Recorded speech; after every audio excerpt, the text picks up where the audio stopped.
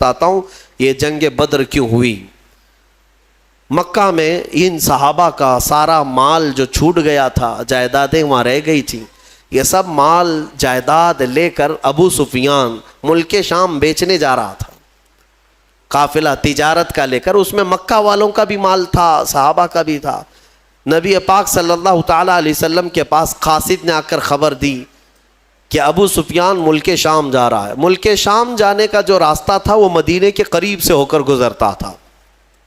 حضور پاک صلی اللہ تعالیٰ علیہ وسلم اپنے صحابہ سے فرماتے چلو اس کا راستہ روکو اور جس کا جو مال ہے وہ لے لو۔ جب صحابہ نکلے، جنگ کی غرض سے نہیں نکلے تھے، لیکن ابو سفیان کو یہ پہلے ہی سے خبر ہو گئی کہ محمد صلی اللہ علیہ وسلم اپنے 300 سے زیادہ ساتھیوں کو لے کر بیچ راستے میں آئے ہیں۔ تو ابو سفیان نے کیا کیا، راستہ بدل کر دوسرے راستے سے ملک شام پہنچ گیا، تجارت بھی کیا، خوب نفع بھی کمایا، مال بیچ دیا۔ اب واپسی کا جب وقت تھا تو حضور پاک صلی اللہ علیہ وسلم پھر انتظار میں تھے کہ یہ واپس تو جائے گا، جب واپس جائے گا تب پھر ہم اس کو روکیں گے۔ ابو سفیان کو پتا تھا، خبر تھی کہ رسول کریم صلی اللہ علیہ وسلم اپنے ساتھیوں کے ساتھ اب بھی کھڑے ہیں، تو اس نے مکہ والوں کو پیغام بھیج دیا کہ اے مکہ والوں اپنا مال بچا لو، محمد اور ان کے ساتھی تمہارا پورا مال ختم کر دیں گے، یہ قافلہ ختم ہو جائے گا۔ تو مکہ میں کھلبلی مچ گئی کہ ہمارا مال تجارت سب محمد صلی اللہ تعالیٰ علیہ وسلم اور ان کے ساتھی سب لے لیں گے۔ یہ پوری افواہ پھیلی تو سارے مکہ والے جمع ہوئے، لیکن ہوا کیا، ابو سفیان بڑی چالاکی سے واپسی میں بھی ایک اور راستہ بدل کر کے مکہ کے قریب پہنچ گیا۔ صحیح سلامت قافلے کو لے کر کے بھی گیا، صحیح سلامت قافلے کو واپس لے کر بھی آیا۔ مکہ جب تجارت کا مال پہنچ گیا تو سب خوش ہو گئے کہ ہمارا مال نفع کے ساتھ واپس آیا ہے، لیکن بات ہو گئی، ختم ہو گئی۔ ابو جہل وہاں پر سارے مکہ والوں کو جمع کرتا ہے اور کہتا ہے ہم جو جمع ہوئے ہیں اب جائیں گے اور محمد سے مقابلہ کریں گے صلی اللہ علیہ وسلم، اور ان کے ساتھیوں کو مزہ چکھائیں گے کہ انہوں نے ہمت کیسے کی مکہ کے قافلے کو روکنے کی۔ تو باقی لوگوں نے کہا کہ چھوڑ دو، ہمارا مال کا قافلہ آ گیا، اب بات ختم ہو گئی۔ ابو جہل نے کہا نہیں، بات اتنی نہیں ہے، ہمیں تو مارنا ہے انہیں، ہمیں تو انہیں قتل کرنا ہے، ہمیشہ کے لیے راستہ صاف کرنا ہے۔ تو بھڑکا کر کے 1000 لوگوں کو جمع کر لیا۔ کچھ عقل مند لوگ تھے، انہوں نے کہا کہ ہم نہیں جائیں گے، لیکن ابو جہل نے انہیں آر دلایا، انہیں بہت زیادہ اکسایا، اور اس کے اکسانے کے بعد، آر دلانے کے بعد 1000 سے زیادہ لوگ جمع ہوئے، اور ان سب کو لے کر ہاتھی گھوڑے ہتھیار سامان کے ساتھ ابو جہل سرداری کرتے ہوئے مکہ سے نکل کر بیچ راستے میں پہنچا۔ یہ وہ علاقہ ہے جہاں بدر کی وادی ہے۔ بدر ایک علاقے کا نام ہے، بدر ایک میدان کا نام ہے۔ وہاں ایک کنواں تھا جس کی وجہ سے اس علاقے کا نام ہی بدر پڑا۔ وہاں آ کر کے یہ لوگ پڑاؤ کر لیے۔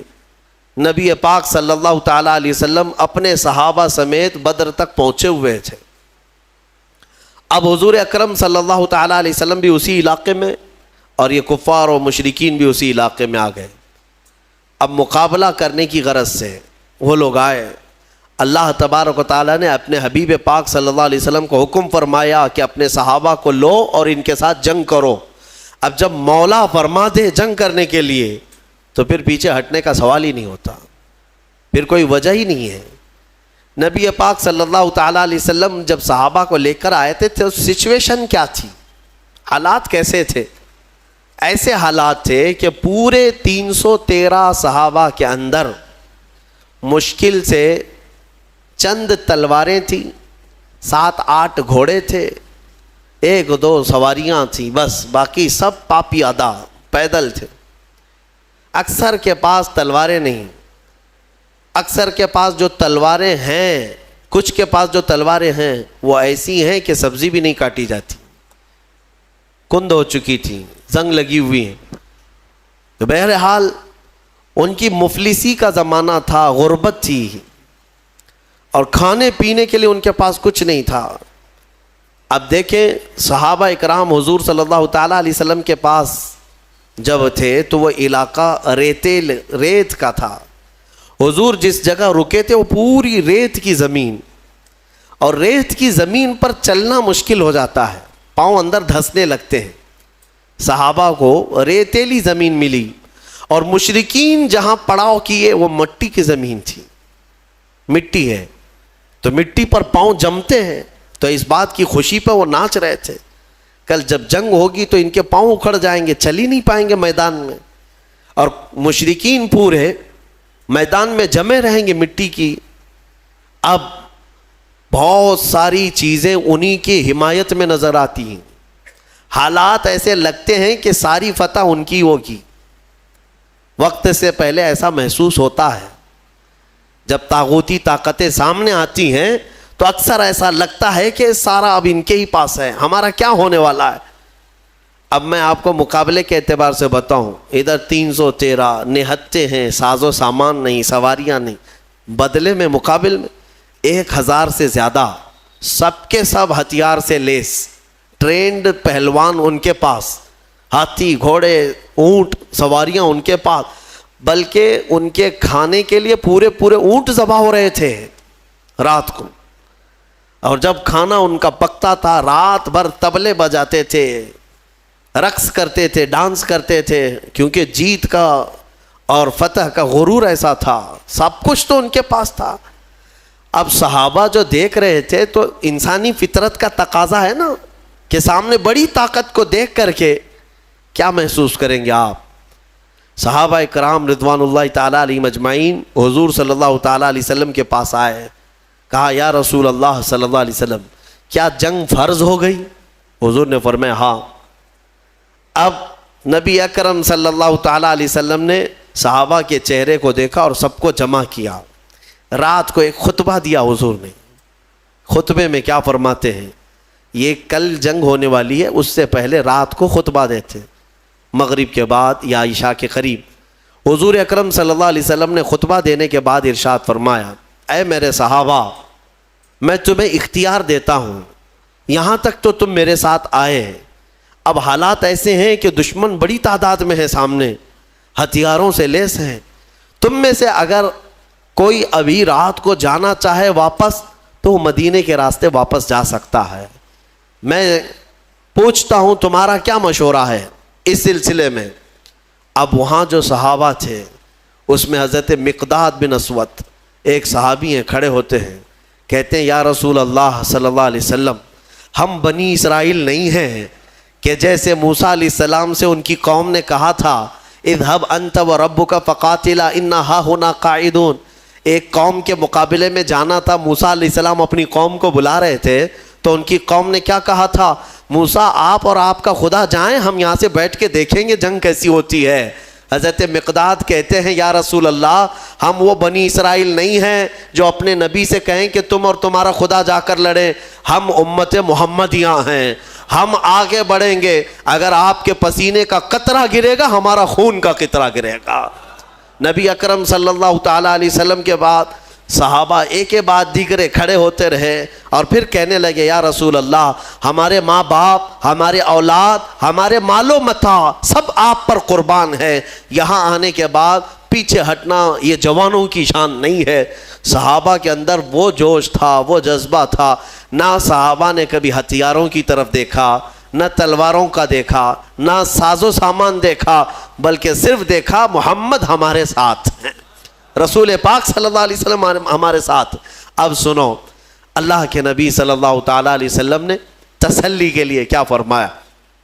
چند صحابہ کو لیا، میدان میں آئے، میدان میں آنے کے بعد معائنہ کیا اور فرمایا چند صحابہ ادھر کھڑے رہیں گے، کچھ ادھر رہیں گے. جنگ کی ترتیب میرے آقا بنا رہے تھے، لیکن اسی وقت حضور کے ہاتھ میں ایک لکڑی تھی، آپ نے ایک دائرہ کھینچا اور صحابہ سے کہا کل دیکھنا اس میں ابو جہل گر کے مرے گا، اور ایک لکیر سے دائرہ کھینچا اور کہا یہاں عتبہ مرے گا، اور ایک کھینچا کہا یہاں شیبہ مرے گا. جو بڑے بڑے ان کے پہلوان تھے ان کے نام لے کر لکیر کھینچ دیا حضور نے. اب صحابہ کرام جانتے تھے یہ لکیر عام لکیر نہیں ہے، دنیا اور زمین و زمان ٹل سکتے ہیں مگر یہ لکیر بال برابر بھی فرق نہیں کر سکتی. حضور پاک صلی اللہ تعالیٰ علیہ وسلم کا یہ فرمان صحابہ کے حوصلے اتنے بلند کر دیا. انہیں پتا تھا اب کل جنگ میں جو بھی ہوگا لیکن اتنا تو طے ہے کہ ابو جہل مرے گا, اتنا تو طے ہے. کیوں؟ غیب داں رسول نے ایک رات پہلے ہی بتا دیا ہے, اور وہ بھی لکیر کھینچ کر بتایا. اب یہ ایک چیز تھی, صحابہ کا حوصلہ بڑھا ہے. جب واپس آئے رات کو, کافی رات ہو چکی تھی, حضور سجدے میں گر گئے اور دعا کرنے لگے. دعا میں جو مناجات اپنے رب سے کر رہے تھے وہ الفاظ کیا تھے؟ اللہ کی بارگاہ میں یوں کہتے, مولا تیرے یہ بندے, عاجز بندے تیرے دربار میں آئے اور سبوں نے اپنی طاقت اور استطاعت کے مطابق اپنی محنتیں پیش کر دیں, میدان تک آ گئے. اب اگر کل تو انہیں فتح نہیں عطا کرے گا, حضور یہ کہہ رہے اپنے مولا سے, اے رب اگر کل تو انہیں فتح نہیں عطا کرے گا, لن تعبد ابدا, پھر قیامت تک تیری عبادت نہیں ہو سکے گی, قیامت تک پھر تیری عبادت نہیں ہو سکے گی. یہ شان محبوبی تھی. حضور اکرم صلی اللہ تعالیٰ علیہ وسلم اپنے رب سے گڑ گڑا کر مانگ رہے تھے. ابھی دعا سے آپ نے سر اٹھایا, بہت تیز بارش شروع ہو گئی. رات کے وقت بارش شروع ہو گئی. بارش ہونے کے بعد حضور نے اکرم صلی اللہ علیہ وسلم کے لبوں پہ مسکراہٹ آئی اور صحابہ سے کہا, اللہ کی پہلی مدد آ چکی, اللہ کی پہلی مدد آ چکی. صحابہ نے محسوس کیا. کیوں جانتے ہیں؟ اس بارش کا اثر یہ ہے کہ جو ان کی ریتیلی زمین تھی صحابہ کی, وہ مضبوط ہو گئی, اور ان کفار کی مٹی والی زمین کیچڑ سے پھسلنے لگ گئی. اب ان کے گھوڑے پھسلتے تھے, ان کے پیر پھسلتے تھے. اب یہاں صحابہ, ریت میں اگر پانی جم گیا تو ریت مضبوط ہو جاتی, اور یہ ایسی مضبوط ہو گئی کہ اس پر دوڑیں بھاگیں کچھ بھی کریں کچھ فرق نہیں پڑتا. اور ادھر کیچڑ اتنا تھا کہ وہ پیر رکھیں تو پھسل کر گر جائیں. تو حضور اکرم صلی اللہ علیہ وسلم نے فرمایا, رات کے وقت اللہ کی پہلی مدد آ گئی. دوسرا دن آیا, یہ 17واں رمضان المبارک ہے. رسول کریم صلی اللہ تعالیٰ علیہ وسلم نے صبح کے وقت صحابہ کی صفوں کو ترتیب دینا شروع فرمایا. اس میں 313 صحابہ کرام تھے. وہ بڑے خوش نصیب صحابہ ہیں, اور بلکہ وہ بڑے عظیم المرتبت صحابہ ہیں جو رسول کریم صلی اللہ تعالیٰ علیہ وسلم کے ساتھ سب سے پہلی جنگ میں آئے اور اسلام کا پرچم لہرانا تھا. یہ وہ تاریخ ہے جہاں سے شوکت اسلام دوبالا ہو گئی. آج سے اسلام کی عزت میں جو روشنی آئی ہے, یہ ایک الگ تاریخ ہے, ایک الگ تاریخ. اس لیے 17 رمضان المبارک یہ عام تاریخ نہیں ہے. ہاں, یہ تاریخ اسلام کی شان و شوکت کو بلند کرنے والی تاریخ ہے. صبح صفیں ترتیب دی گئیں. جب صفیں لگیں تو میرے عزیزو, حضور پاک صلی اللہ تعالیٰ علیہ وسلم سامنے کھڑے ہیں. ان صفوں میں صحابہ میں بچے بھی آئے ہیں, جوان بھی آئے ہیں, بوڑھے بھی آئے ہیں. حالانکہ بچوں پر جہاد فرض نہیں ہے, لیکن کچھ صحابہ جو ضد کر کے حضور پاک صلی اللہ تعالیٰ علیہ وسلم کے ساتھ جہاد میں شریک ہوئے تھے, حضرت معاذ اور معوذ رضی اللہ تعالیٰ عنہما, جن کی عمر 13 اور 15 سال کے بیچ کی تھی, یہ بھی صفوں میں کھڑے ہو گئے حضور پاک کے سامنے. حضور نے انہیں اجازت دی, ان کے شوق کی وجہ سے, ان کے رونے کی وجہ سے. اب جنگ جب شروع ہوئی تو سب سے پہلے حضرت ہوتا کیا تھا, مقابلے میں ایک ادھر سے آتا, ایک ادھر سے آتا, یا 2 ادھر سے آئیں تو 2 ادھر سے, 3 ادھر سے آئیں تو 3 ادھر سے. شروعات تو کفار مکہ نے اس طرف سے بڑے ان کے جو پہلوان تھے ان کو بھیجا. اس میں عتبہ تھا, شیبہ تھا, اور ایک بڑا کافر پہلوان. تو حضور پاک صلی اللہ تعالیٰ علیہ وسلم نے اپنی جماعت میں سب سے پہلے جنہیں اتارا وہ مولا کائنات حیدر کرار تھے. علی مرتضیٰ کو سب سے پہلے میدان میں اتارا. ان کے بعد دوسرے نمبر پر امیر حمزہ رضی اللہ تعالیٰ, تیسرے پر حضرت ابو عبیدہ بن جراح.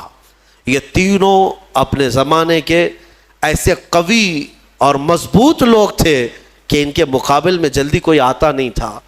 لیکن ان تینوں میں سب سے کم عمر حضرت علی کی تھی. حضرت علی کرم اللہ وجہہ الکریم کی عمر اس وقت بڑی کم تھی. یعنی تقریباً آپ کی عمر 24 سال کے آس پاس، 24 سے 25 سال کی جوانی تھی. حضرت علی رضی اللہ تعالیٰ عنہ بھی آئے، حضرت امیر حمزہ، حضرت ابو عبیدہ بن جراح ادھر سے جو مقابل میں آئے. تو سب سے پہلے جب مقابلہ ہوا تو حضرت امیر حمزہ رضی اللہ تعالیٰ عنہ کے مقابل میں جو آیا تھا وہ ایک ہی وار میں ختم ہی ہو گیا. اور حضرت علی کے مقابل میں جو پہلوان آیا اس نے لڑنے سے انکار کیا، کہا کہ میں بچوں سے نہیں لڑوں گا، میرے مقابل کا کوئی بڑا آدمی بھیجا جائے. کیونکہ حضرت علی کی عمر چھوٹی تھی، اس نے کہا کہ میں چھوٹی عمر والوں سے، بچوں سے نہیں لڑوں گا. حضرت علی رضی اللہ تعالیٰ عنہ نے اس وقت فرمایا محمد صلی اللہ تعالیٰ علیہ وسلم کے غلاموں کے بچوں سے پہلے نپٹ لے، بڑوں کو بعد میں بھیجا جائے گا.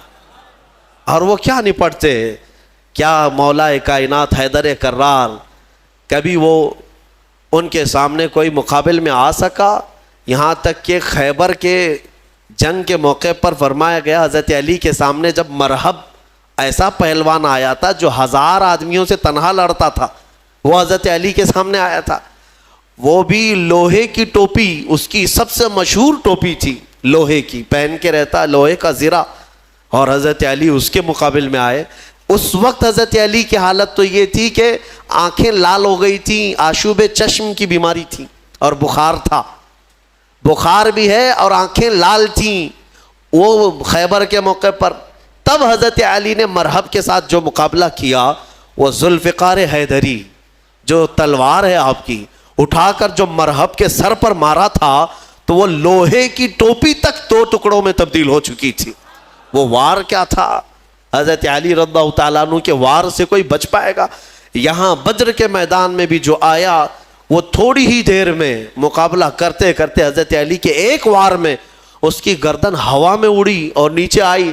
یہ وہ منظر تھا جب پیچھے جو صحابہ تھے انہوں نے دیکھا تو بلند آواز سے نعرہ تکبیر بلند کیا تھا اور پورا میدان گونج اٹھا تکبیر کی آواز سے. اسی کو تو اقبال نے کہا تھا کفر دم توڑ دے گا ٹوٹی ہوئی شمشیر کے ساتھ، کفر دم توڑ دے گا ٹوٹی ہوئی شمشیر کے ساتھ، گر تم نکل آ جاؤ ایک بار نعرہ تکبیر کے ساتھ. وہ تکبیر کی آواز وہی تھی جو صحابہ، ان کی تلواریں کیا تھی. اس کے بعد مقابلہ شروع ہوا. شروع میں ایک کے بعد دیگرے ہوتے تھے، پھر گھمسان کی لڑائیاں، یعنی صفوں کی صفیں آپس میں مل جاتی. اب یہ مقابلہ اس قدر سخت ہو گیا کہ دوپہر کے وقت اللہ تبارک و تعالیٰ نے 3000 فرشتوں کو اتارا. قرآن میں اذ تقول للمؤمنین الن یکفیکم ان یمدکم ربکم بثلاثۃ آلاف من الملائکۃ منزلین. حضور صلی اللہ علیہ وسلم دیکھ رہے تھے کتنے فرشتے آئے اور صحابہ سے کہہ رہے تھے اب ڈرو مت، لڑو. کیا تمہارے لیے اتنا کافی نہیں ہے کہ اللہ نے 3000 فرشتے تمہارے لیے اتارے؟ بلا ان تصبروا وتتقوا ويأتوكم من فورهم هذا يمددكم ربكم بخمسة آلاف من الملائكة مسومين. اللہ فرماتا ہے ہاں کیوں نہیں، جب تم لوگوں نے صبر کیا، استقامت سے کھڑے رہے میدان میں، تو مولا نے اپنی جانب سے مدد کرتے ہوئے 5000 فرشتوں کو اتارا. جس وادی میں یہ فرشتے اترے تھے نا، بدر کی وادی میں، جبل ملائکہ، وہاں ایک پہاڑ ہے، وہ پتھر کا پہاڑ، لیکن آج اگر آپ جا کر دیکھیں گے تو پورا ریت کا پہاڑ ہے. آس پاس پورے پتھروں کے پہاڑ، بیچ میں ایک ریت کا پہاڑ ہے، اور وہ بھی ریت ایسی کہ چھنی میں بھی چھانو تو چھن جائے، یعنی رکے گی نہیں، اتنی باریک سافٹ، اور ایسا لگتا ہے جیسے اس کا نقشہ کسی نے بنا کر رکھا ہے. اتنے سالوں سے وہ پہاڑ اسی طرح ہے. بتایا جاتا ہے کہ وہ فرشتے اس پر پہاڑ پر اتارے گئے تھے. اب 5000 فرشتے جب بدر کے میدان میں آئے تو کفار و مشرکین کی درگت کیا ہونی ہے. میرے عزیزو، یہ جنگ شام تک نہ چلی بلکہ 70 کافر مارے گئے صحابہ کے ہاتھوں، اور مومنین کے صرف 13 مارے گئے. 13 کی شہادت ہوئی. 14ویں ایک صحابی تھے جو زخمی ہو گئے اور راستے میں ان کا انتقال ہوا. کل ملا کر کے 14 شہید ہوئے صحابہ 13 جنگ میں، اور ان 13 میں تو 2 بچے ہیں، حضرت معاذ اور معوذ، باقی 11 جوان. آپ اندازہ کریں 313 کی جماعت لے کر کے گئے تھے اور 1000 ادھر سے آئے تھے، پھر بھی 70 ان کے مارے گئے، 70 پکڑے گئے قیدی بن کر کے، اور ادھر صرف 13 میں سے اگر جوانوں کو دیکھا جائے تو 11 صحابہ اکرام کی شہادت ہوئی. اور یہ فتح مبین ایسی تھی کہ شام ہونے سے پہلے میرے آقا صلی اللہ تعالیٰ علیہ وسلم میدان میں سجدہ ریز تھے اور یوں عرض کر رہے تھے کہ مولا تو نے اپنا وعدہ پورا کر دیا، مولا تو نے اپنا وعدہ پورا کر دیا. مومنین جمے رہے. میں کہنا اتنا ہی چاہتا ہوں میرے عزیزوں، ایمان والے کبھی اسباب پر بھروسہ نہیں کرتے، خالق اسباب پر بھروسہ کرتے ہیں. ہونا یہی چاہیے کہ تم یہ مت دیکھو کہ تمہاری حیثیت کتنی ہے، تمہاری تعداد کتنی ہے. اگر ایمان والے ہو تو قرآن کہتا ہے کم من فئۃ قلیلۃ غلبت فئۃ کثیرۃ باذن اللہ. اکثر ایسا ہوا ہے کہ چھوٹی جماعتوں کو اللہ بڑی جماعتوں پر بھاری کر دیتا ہے، بھاری کر دیتا ہے. یہ اس کی قدرت کے فیصلے ہیں. ہم نے آج تک تاریخ میں دیکھا ہے مٹھی بھر جماعت کسی کے ناک میں دم کر کے رکھتی ہے، چاہے وہ وقت کا سپر پاور ہی کیوں نہ ہو. کچھ جماعتوں کے سامنے گھٹنے ٹیکنے پر مجبور ہو جاتے ہیں. یہ حالات آج تک چلے آ رہے ہیں. میرے عزیزوں، اس بدر کی وادی میں میدان میں جو جنگ ہوئی، صحابہ نے اپنی جاں بازیاں پیش کی اور بہت ہی بہادری کے ساتھ وہ حضور اکرم صلی اللہ تعالیٰ علیہ وسلم کے ساتھ کھڑے رہے. اب میں آپ کو بتاتا ہوں، شام کا وقت ہوا، نبی اکرم صلی اللہ تعالیٰ علیہ وسلم اپنے صحابہ کے ساتھ میدان میں آئے. سارے بھاگ چکے تھے، جو بچے ہوئے تھے ساز و سامان سب چھوڑ کر بھاگے. جتنا لائے تھے مکہ سے کھانے پینے کے لیے سب میدان میں چھوڑ کر مکہ بھاگ گئے. 140 تو یہاں رہ گئے نا، باقی سب جان بچا کر بھاگے مکہ کی طرف. اب شام کے وقت جب حضور پاک صلی اللہ علیہ وسلم اپنے صحابہ کی لاشیں جمع کی ہے، شہداء کی، انہیں دفن کیا گیا. اب پھر صحابہ کے ساتھ میدان میں آتے ہیں. صحابہ کہتے ہیں ہم سب سے پہلے ڈھونڈ رہے تھے کہ ابو جہل کہاں مرا ہے، یا عتبہ شیبہ مرے ہیں یا نہیں مرے ہیں. جا کر کے دیکھا تو ابو جہل بھی مرا ہوا پڑا تھا. صحابہ کہتے ہیں ہم نے اس کے مرنے کی جگہ دیکھی تو رات کو کھینچی ہوئی وہ لکیر ویسی تھی، ایک بال بھی باہر نہیں گرا تھا، یعنی ایک انگلی بھی اس کی باہر نہیں تھی، اسی گھیرے کے اندر وہ گر کر مرا ہوا تھا. تم کیا سمجھتے ہو نبی پاک صلی اللہ تعالیٰ علیہ وسلم کو علم غیب نہیں ہے؟ اللہ تبارک و تعالیٰ نے اپنے رسول کو وہ سارے علوم عطا کیے جو نبی پاک نہیں جانتے، سارے علوم اللہ نے انہیں عطا کر دیے. اب عتبہ شیبہ یہ سب مرے ہوئے تھے. جنگ بدر میں کچھ ایسے لوگ بھی تھے جن کے بارے میں حضور پاک صلی اللہ تعالیٰ علیہ وسلم نے بلایا، جیسے حضرت بلال کو بلایا، حضرت بلال حبشی کو بلایا. اور ان کا جو آقا جو تکلیفیں دیتا تھا مکہ میں، امیہ، وہ بھی مرا ہوا تھا، وہ بھی گرا ہوا تھا یا زخمی تھا. تو حضرت بلال کو حضور نے فرمایا بلا کر کے، بلال آؤ اپنے آقا کو مار لو. جتنا اس نے مکہ میں تمہیں رسیاں ڈال کر کھینچا تھا، سینے پر سل رکھتا تھا، انگارے پہ سلاتا تھا، حضرت بلال حبشی نے اپنے ہاتھوں سے اس کو مارا، امیہ کو. وہ دیکھنے کا دن تھا. ابو جہل آخر وقت جو کہہ رہا تھا وہ بھی سننے کا وقت تھا. ہوا یہ کہ یہ دو چھوٹے بچے حضرت معاذ اور معوذ، یہ دو چھوٹے تھے. حضرت عبد الرحمن بن عوف یہ کہتے ہیں میں جنگ بدر میں گزر رہا تھا کہ یہ دونوں بچے آئے میرے پاس، کہنے لگے چچا جان ابو جہل کس کا نام ہے؟ یہ جانتے بھی نہیں تھے کیونکہ وہ مکہ کا ہے اور یہ بچے مدینے سے آئے ہیں. عبد الرحمن بن عوف کہتے ہیں میں نے پوچھا بیٹا تم کو کیا کرنا ہے اس کا؟ وہ سردار قریش ہے، وہ پہلوان ہے. ان دونوں بچوں نے کہا سنا ہے میرے مصطفیٰ کو گالیاں دیتا ہے، سنا ہے ہمارے آقا کی شان میں وہ گستاخیاں کرتا ہے. تو حضرت عبد الرحمن بن عوف کہتے ہیں ان بچوں کا جذبہ دیکھ کر کے میں خوش تھا. بات چل رہی تھی، اچانک ابو جہل گھوڑے پر سامنے سے گزر ہی رہا تھا. حضرت عبد الرحمن بن عوف کہتے ہیں میں نے بچوں سے کہا وہ دیکھو وہ جو جا رہا ہے یہی ہے ابو جہل شیطان قریش، یہی ہے جو سارے مکہ میں گستاخیاں کرتا ہے. ابھی حضرت عبد الرحمن کی بات مکمل بھی نہ ہونے پائی تھی کہ یہ دونوں چیل کی طرح جھپٹ پڑے. اور دونوں کے ہاتھوں میں تلواریں تھیں.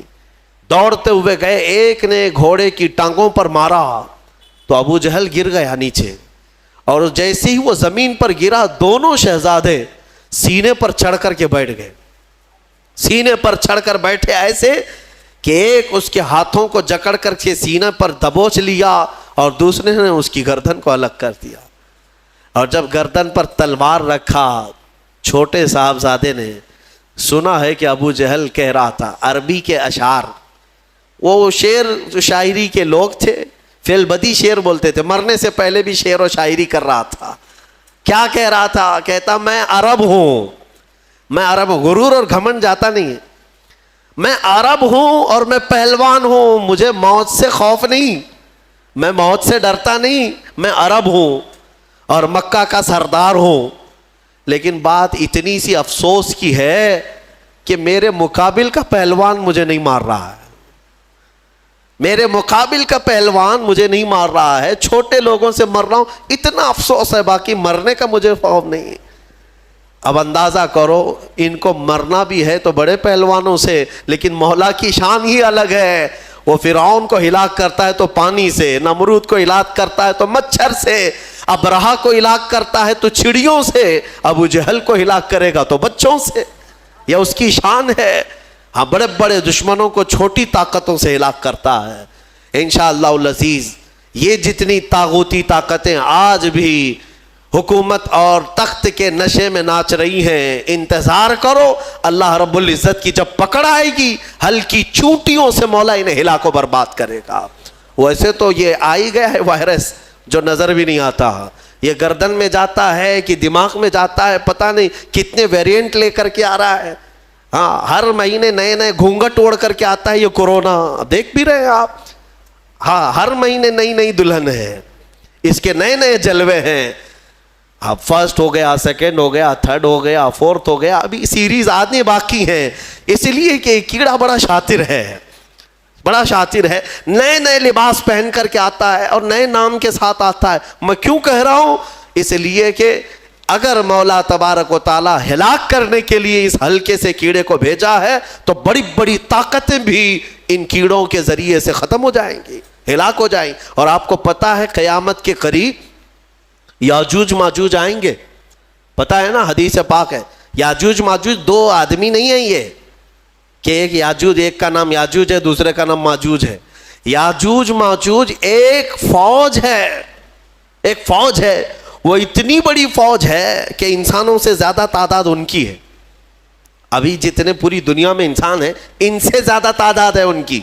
یاجوج ماجوج یہ نکلیں گے, یہ کسی جگہ قید ہیں, وہ اللہ بہتر جانتا ہے. قیامت کے قریب یہ باہر آئیں گے اور پوری دنیا میں فساد مچائیں گے, ہر چیز کھا جائیں گے, ہر چیز. تمہاری ساری کھیتیاں کھا جائیں گے, تمہارے سارے غلے اناج, حتیٰ کہ تمہارے جو کھانے پینے کے جو سامان ہیں, پتیلیاں برتن, یہ تک کھا جائیں گے, سب کھا جائیں گے. تو یہ جب چل رہے ہوں گے پوری دنیا کو, ان کو مارے گا کون, ان کو ختم کون کرے گا؟ اتنی بڑی فوج ہے, انسان کیا مقابلہ کر پائیں گے ان کا؟ تو پھر حدیث میں یہ ملتا ہے کہ رب تبارک و تعالی ان کی گردن میں کیڑا پیدا کرے گا, ان کی گردن میں کیڑا پیدا کرے گا, بہت چھوٹی قسم کا کیڑا ہوگا, اور یہ کیڑا اتنی تیزی سے پھیلے گا کہ وہ چند ہی ساعتوں میں پوری کی پوری فوج اس کیڑے کے شکار ہو کر مر جائے گی, ختم ہو جائے گی. یہ وائرس کا جو آج پھیلنے کا آپ دیکھ رہے ہیں, اس سے زیادہ تیز وہ پھیلے گا. اور میں یہاں پر یہ کہنا چاہتا ہوں, اتنی بڑی فوج کو اگر ایک ہلکے کیڑے سے مولا تعالیٰ ختم فرمائے گا تو اس کی پکڑ کو سمجھو. آخر بات میں یہ کہنا چاہوں گا, ایک سوال آتا ہے کہ اگر اللہ تبارک و تعالیٰ اصحاب بدر کی مدد فرما رہا ہے فرشتوں کے ذریعے, اس کے ایک فرشتے کی طاقت اتنی ہے کہ اگر وہ اتر کر صرف آواز لگا دے تو پوری شعیب علیہ السلام کی قوم ہلاک ہو گئی. ایک فرشتے نے چیخ مارا تھا, پوری قوم ہلاک ہو گئی. تو یہاں 5000 فرشتے کیوں اتارے؟ 5000 فرشتے, ایک فرشتہ بھی اتارتے تو یہ سارے مشرکین کے لیے وہ کافی تھا. فرشتوں کی طاقت کا اندازہ کیا ہے آپ کو؟ یہاں پر مفسرین فرماتے ہیں اللہ تبارک و تعالیٰ چاہتا ایک ہی فرشتے سے سب کو ہلاک کرتا، لیکن 3000 یا 5000 یہ جو اتارے ہیں یہ رسول پاک صلی اللہ علیہ وسلم اور صحابہ کی عظمت شان کے لیے اتارے. ہاں، عظمت شان کے لیے اتارے. باڈی گارڈ ایک بھی چل سکتا ہے لیکن 10 رکھنا یہ شان کے لیے. کچھ لوگوں کے ہاں ہوتا ہے 10 ہیں 15 ہیں، یہ عظمت بتانے کے لیے، شان بلند بتانے کے لیے. بہرحال یہ جنگ بدر کے بعد جو حالات چینج ہوئے، اللہ کا فضل ہے، شوکت اسلام بڑھتی ہی گئی. اللہ کریم اس بدر کی برکتیں ہم سب کو عطا فرما.